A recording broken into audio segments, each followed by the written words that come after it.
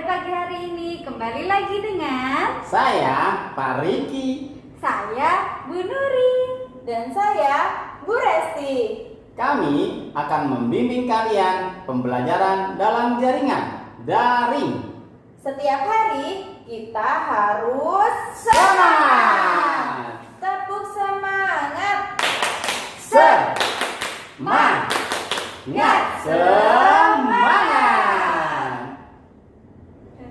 Sebelum belajar, kita berdoa dulu yuk. Mari kita bersama-sama mengucapkan basmalah. Bismillahirrahmanirrahim.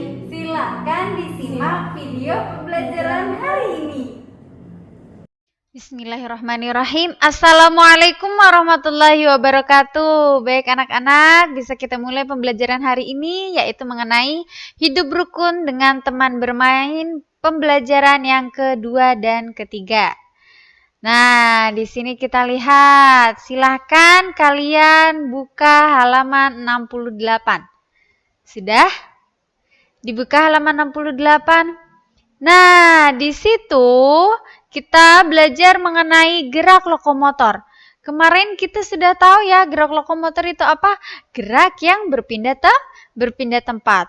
Nah, contoh gerak lokomotor salah satunya adalah gerak berlari. Nah, perhatikan nih.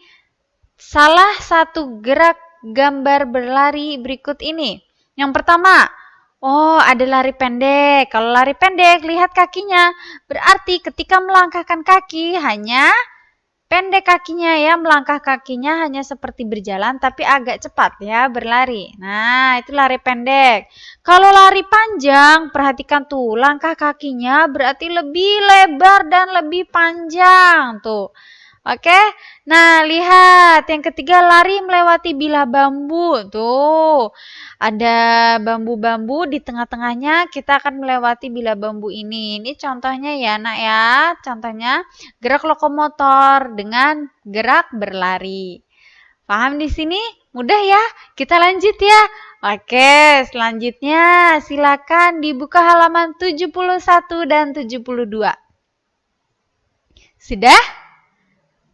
Oke, nah sekarang anak-anak kita mengulang kembali nih biar semuanya lebih mengingat lagi, lebih hafal lagi pengamalan sila Pancasila.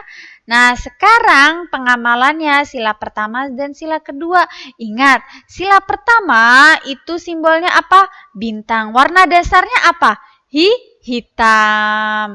Bunyi sila pertama gimana? Ketuhanan yang Maha Esa. Oke, hebat. Sekarang yang kedua. Simbol sila kedua apa? Rantai, betul. Warna dasarnya apa? Ini merah, betul. Bunyinya sila kedua gimana? Kemanusiaan yang adil dan beradab. Betul, alhamdulillah. Nah, kita ingat kembali lagi yuk pengamalan sila pertama, yaitu taat beribadah, kemudian bersyukur, apalagi contoh lain lagi, sholat 5 waktu, ya mengaji, beribadah, menghormati dengan perbedaan agama, ya. Nah, di sini nih Bu Nuri perlu mengingatkan kalian lagi untuk harus selalu bersyukur, apalagi harus taat beribadah. Yang masih sholatnya masih bolong-bolong siapa?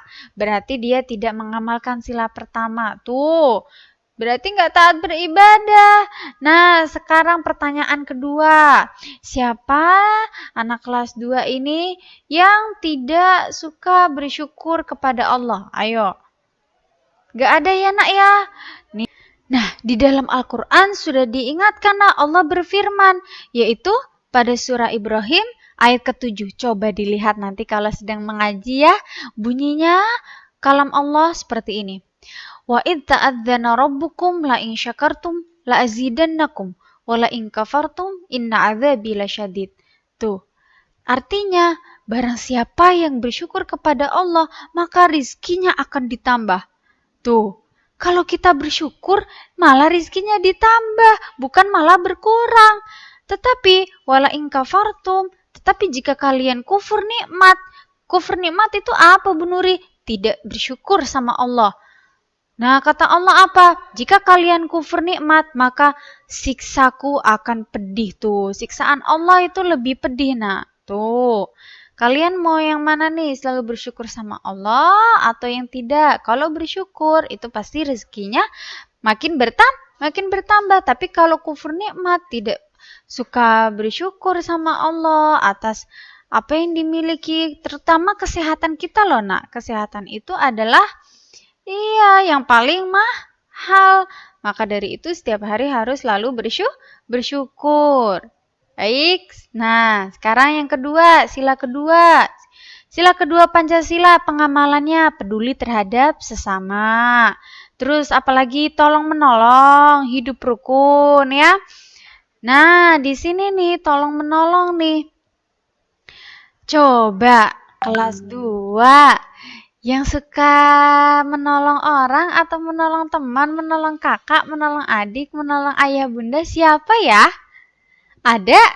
Insya Allah semua kelas 2 Al-Amanah saling menolong ya nak ya. Karena apa? Dalam firman Allah disebutkan bahwa wa ta'awanu 'alal birri wat taqwa wa la ta'awanu 'alal itsmi wal 'udwan. Tolong menolonglah kalian dalam hal kebaikan ya. Tapi jangan tolong menolong dalam hal keburukan. Misalnya apa Bu Nuri? Coba, kalau misalkan ada temannya yang meminta tolong ketika dia terjatuh, boleh nggak kita menolongnya? Malah harus kita tolong. Karena kata Allah apa? Tolong menolong dalam kebaikan itu malah sangat dianjurkan. Tapi kalau misalkan ada temannya atau ada adiknya meminta tolong kamu, nanti kalau misalkan ini ditanya Bu Guru, aku udah ngerjain tugas atau belum, bilang aja udah ya, padahal aku belum mengerjakan. Ayo, berarti artinya disuruh berbohong. Tuh kamu dimintain tolong suruh berbohong kepada Bu Guru. Mau tidak? Boleh tidak? Tidak Bu? Tidak boleh. Kata Allah tadi apa? Tolong menolong itu harus dalam hal kebaikan. Tapi jangan tolong menolong dalam hal keburukan. Disuruh berbohong itu hal yang baik atau hal yang buruk? Nah, hal yang buruk. Berarti sekarang sudah tahu ya bagaimana harus tolong menolong yang baik. Baik anak-anak, sampai di sini paham? Mudah ya pelajaran kali ini. Selanjutnya akan dijelaskan oleh Bu Resti. Halo anak-anak. Di sini Bu Resti ingin melanjutkan penjelasan yang sudah dijelaskan oleh Bu Nuri. Nah, sebelumnya dibuka dulu yuk halaman 73. Sudah? Oke. Nah, Bu Resti ingin mengajarkan gerak tarian. Nah, apa itu gerak tarian? Gerak tarian adalah gerakan tubuh manusia yang indah. Nah, gerakan tubuh manusia yang indah disebut tari. Nah, diingat-ingat ya nak, gerakan tubuh manusia yang indah disebut tari. Lalu, gerakan tari saat menari harus lemah gemulai. Nah, pasti semua anak-anak Bu Resti sudah pernah kan kalau melihat orang yang menari, contohnya begini nih, ya. Ini harus lemah gemulai, pelan-pelan ya.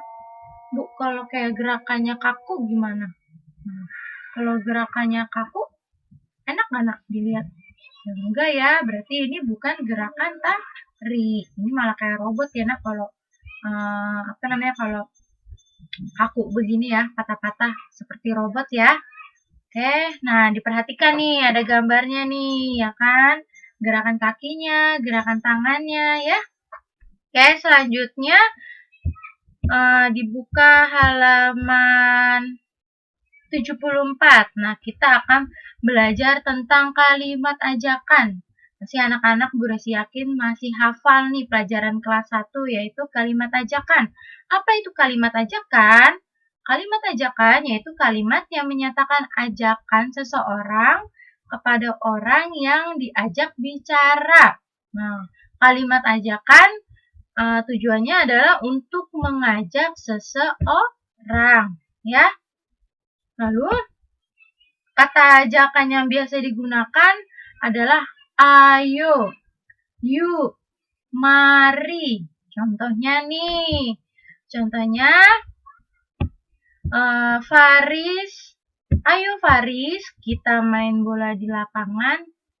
Itu adalah contoh kalimat yang ayo. Nah, lalu kalau misalkan contoh kalimat yang mari. Mari kita bantu Bu Guru membawa buku. Lalu ada juga nih kata ajakannya nih. Yuk, yuk Nina berangkat sekolah bersama. Oke, paham ya? Diingat-ingat. Kata ajakan yang biasa digunakan itu ada 3. Ayo, yuk, mari. Ya. Oke, selanjutnya yang akan menjelaskan yaitu Pak Riki. Mana pembelajaran tadi dengan Bu Nuri dan Bu Resti? Semoga dapat membantu kalian ya nak ya dalam belajar kali ini. Baik, kita lanjutkan. Silahkan dibuka halaman 75. Bagaimana? Sudah ketemu? Oke, biar semangat, kita tepuk semangat dulu ya. Tepuk semangat. Semangat. Semangat. Oke, anak-anak kelas 2 yang dirahmati Allah Subhanahu wa taala. Kita sekarang akan sama-sama belajar tentang membandingkan bilangan cacah. Namanya membandingkan berarti dibandingkan antara pastinya lebih banyak atau lebih besar atau lebih sedikit atau sama banyak atau sama besar. Nah, namanya dibandingkan atau membandingkan itu seperti itu nak. Yuk kita langsung saja ya. Cara untuk menentukan suatu bilangan lebih banyak atau kurang dari dengan membandingkan nilai angka pada tempat ratusan, puluhan, dan satuannya. Nah, perhatikan ya, bilangan 225 dan 252. Nah, kita mulai nih membandingkan ya. Namanya membandingkan berarti ada 2 bilangannya. Ya. Perhatikan, kita mau membandingkan antara 225 dengan 252. Perhatikan. Ingat caranya membandingkannya dengan lihat tempat ratusan, puluhan, dan satuannya ya nak ya. Baik, kita lihat. 225. Nilai tempatnya berapa? 200 ditambah 20 ditambah 5. Sedangkan 252 nilai tempatnya gimana? 200 ditambah 50 ditambah 2. Nah, perhatikan baik-baik. Nilai angka pada tempat ratusannya sama. Oke, kalau kita membandingin, lihat dari ratusan itu sama nggak? Ini 2, ini 2. 200-an, 200-an. Habis itu gimana Pak? Kalau dua-duanya sama, perhatikan setelah ratusan apa? Puluhan. Kita lihat nilai angka pada tempat puluhannya ternyata tidak sama Pak Riki. Bagaimana ya? Nah, dari sini kita dapat kesimpulan. Ya Pak, 225 berarti 225 puluhannya berapa? 2. Nilainya 20. Pada bilangan yang selanjutnya 252. Puluhannya berapa Pak? 5. Berarti 50. Nah, dari sini kita bisa buat kalimat matematikanya. Perbandingan kedua bilangan dapat ditulis dalam bentuk simbol. Simbol yang pertama seperti ini, lihat bentuknya. Ini menunjukkan bilangan kurang dari. Selanjutnya simbol yang kedua seperti ini, perhatikan. Sudah? Ya, pintar. Menunjukkan bilangan lebih dari. Adapun simbol seperti ini, sudah lihat? Oke, pintar. Menunjukkan bilangan sama dengan. Dalam kasus 225 dengan 252, kita bisa nih ya memberikan simbol pembanding atau membandingkan bilangan cacahnya. Jadi dapat ditulis dengan 225 tadi apa? Kurang dari 252. Bisa ya anak-anak ya? Oke, kita ulang lagi ya. Dapat kita simpulkan untuk membandingkan antara bilangan 225 dengan 252 adalah 225 apa tadi? Kurang dari 252. Iya, pintar, subhanallah. Baik, semoga kalian bisa memahaminya ya. Oke anak-anak, kita lanjutkan. Silahkan dibuka halaman 77. Sudah? Nah, kita lihat contoh soalnya ya nak ya. Oke, contoh soal. Bandingkan dua bilangan berikut dengan memperhatikan angka penyusunannya. Memperhatikan angka penyusunannya. Ingat, ratusan, puluhan, satuan. Baik, kita sama-sama ya. Sama-sama yuk, dibantu yuk, dibantu. Simsalabim, jadi apa? Prak, prak, prak. Nah, baik, anak-anak lihat. Perhatikan, soal pertama, kalau membandingkan pasti ada dua ya yang dibandingkan. 349 dibandingkan dengan 394. 349 bentuk nilai tempatnya bagaimana? 300 ditambah 40 ditambah 9. 394 nilai tempatnya bagaimana anak-anak? 300 terus ditambah 90, ya pintar, terus ditambah 4. Dari bilangan ini kita dapat ambil kesimpulan. Berarti bilangan berapa? Udah ngerti? Bisa kan? Nah, lihat dulu. Kita lihat dulu sebelum dijawab. Lihat nilai ratusannya sama nggak? Sama Pak. 300-an, 300-an. Habis itu kalau sama gimana? Ayo kita lihat di puluhannya. 40-an, 90-an. Nah, ini jawabannya ditanya kurang dari. Jadi kita naruhnya gimana Pak? Oh iya. Berarti kalau di sini mana yang kecilnya? 349, 349. Letakkan di sini. Karena ditanyanya kurang dari. Mana yang lebih besar? 394. Letakkan di sini. Ya. Kita tulis yuk. Bisa ya?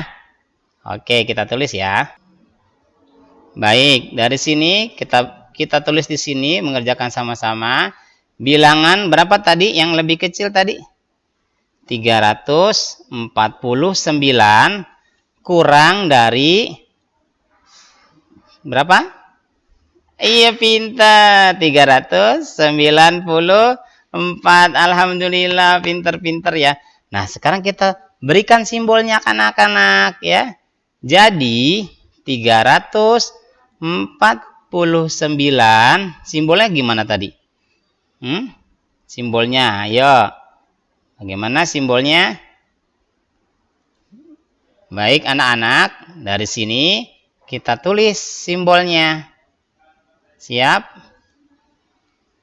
Oke, jadi 349 kurang dari 394. Pintar, tepuk tangan dong. Alhamdulillah. Ternyata matematika itu mudah, asik, dan menyenangkan. Baik, kita lanjutkan kepada soal kedua. Siap? 668 dibandingkan dengan 662. Ingat, kita perhatikan dulu ya. Ratusan, puluhan, dan satuan. Anak-anak, kira-kira ratusannya sama nggak keduanya? 1, 2, 3. Iya, pinter. Apa? Sama, Pak. 600-an, 600-an. Kita lihat puluhannya, sayang. Sama kan? Iya, sama 60, 60. Berarti kalau kasus ini kita lihat satuannya. Perhatikan. Satuannya ada 8. Yang di bawah pembandingnya satuannya 2. Berarti dari sini kita bisa ambil kesimpulan anak-anak. Ini yang dikasih berarti lebih dari. Berarti yang lebih besar ditulis dulu. 668.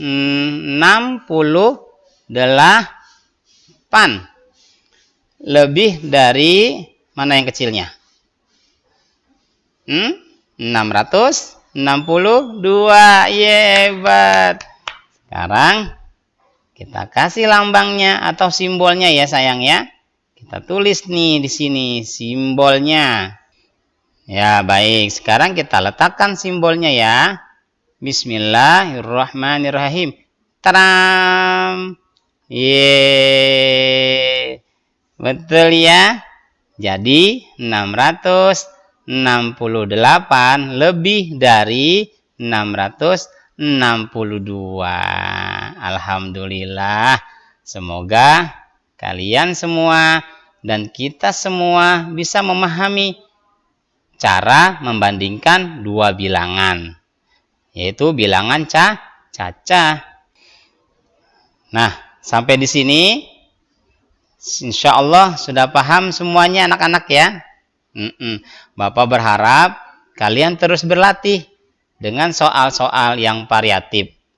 Gunanya agar kalian bisa lebih cerdas, bisa lebih mantap, bisa lebih pintar.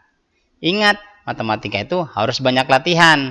Nah, nanti latihan-latihannya Bapak berikan ya di tugas. Oke. Sampai di sini, insya Allah kalian paham ya anak-anak. Kalau ada yang belum paham, nanti kita buka forum pertanyaan. Bagaimana? Oh, gampang Pak. Bagus, alhamdulillah. Ternyata matematika itu mudah, asik, dan menyenangkan. Baik, anak-anak, dari sini kita ambil kesimpulan bahwasanya sebagai orang muslim itu harus cerdas akalnya, cerdas iman takwanya. Kalau kita sudah cerdas akal pikiran kita, cerdas iman takwa kita, jadilah kita sukses. Sebagaimana doa kita setiap hari, Rabbana atina fid dunya hasanah wa fil akhirati hasanah wa qina adzabannar.